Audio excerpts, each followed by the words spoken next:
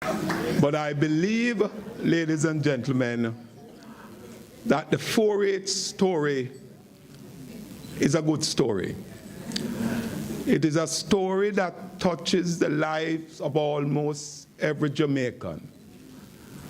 Those of us who had the benefit of the 4-H movement would recognize that today what we are is because of the Jamaica 4-H movement.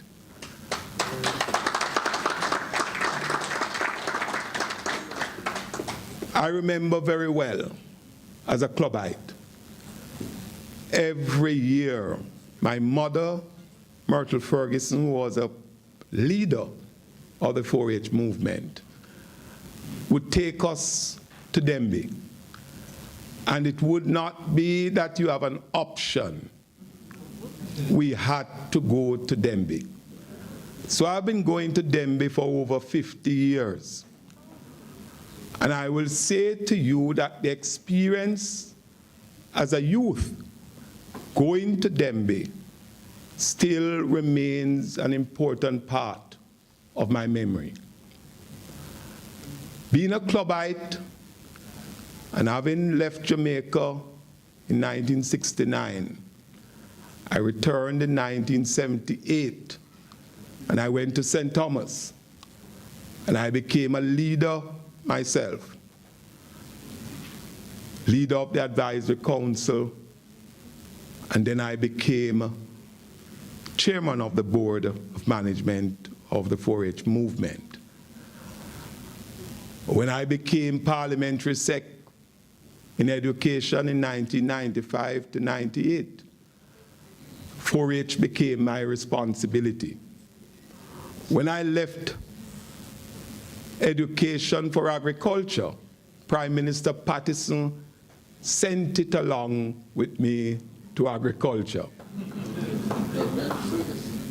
I was hoping he would have sent it with me to transport and works. But it never happened. But I say this, ladies and gentlemen, because I believe that the 4-H movement remains one of the greatest volunteer movements of our time.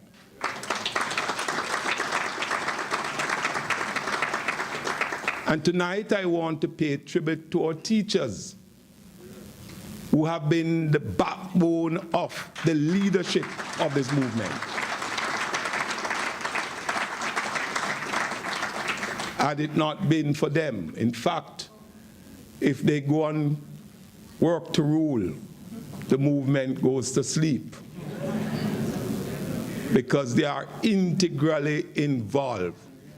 And even as we have made attempts to have community clubs, I know now, I don't know what part of the 94,000 represent community clubs, but I know during my time, with all the attempts, we were not able to do as much as we wanted relative to community clubs. So I want to pay tribute to our teachers and others who have, over these years, stayed the course, who have continued to nurture our young people, who have created for many of our people the career paths that they have now undertaken, working in the industry. It is the 4-H movement that has also helped in a significant way to influence the movement downwards of the average age of our farmers. Because we remember very well in the 1990s, the average age would have been between somewhere 55 to 60.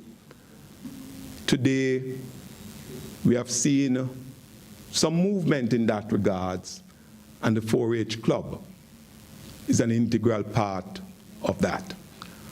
I believe, ladies and gentlemen, as we go forward, while we celebrate 94,000 clubites, while we celebrate 1,110 clubs, I believe that by 2025, we should be aiming to have no less than 180,000 clubites.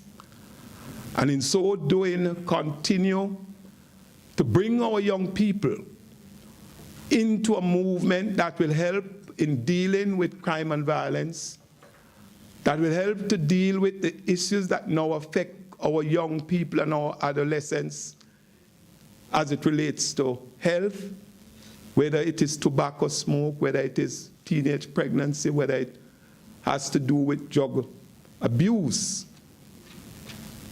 The fact is that this movement has kept us and served us well. I therefore also say to Minister Kelly and to the leaders of the movement, our centers which are in every parish, I know during my time we had some challenges in Manchester and I think Portland. I don't know where we are now. But we had centers and a significant amount of land, over 300 acres. I believe the time has come that as we build our centers, we must now look to public-private partnership to move it to another level that will help to move the 4-H clubs from the national budget. Not because we don't believe that you deserve all the support you have had, $1 billion over the last 5 years.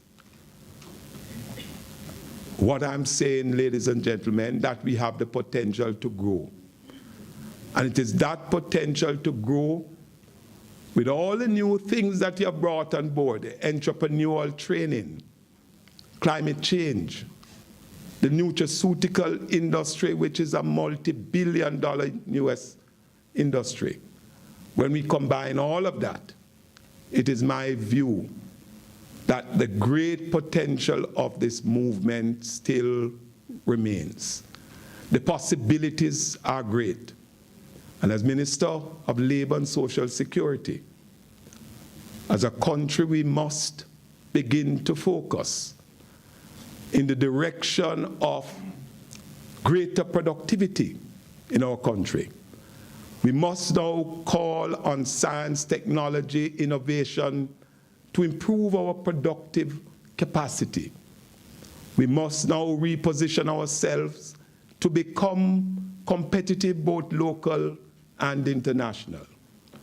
It is my position as the minister that the ministry will no longer be seen just as the Ministry for Farm Work or the Ministry for Overseas Work, but it is going to be seen as a critical part of the growth agenda.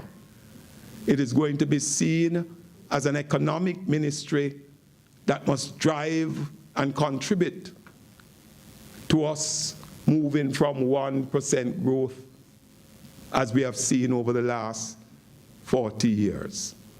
And therefore, ladies and gentlemen, the 4-H movement must stand ready in this, our attempt to strengthen Jamaica and to make Jamaica the country of choice to live, work, raise family,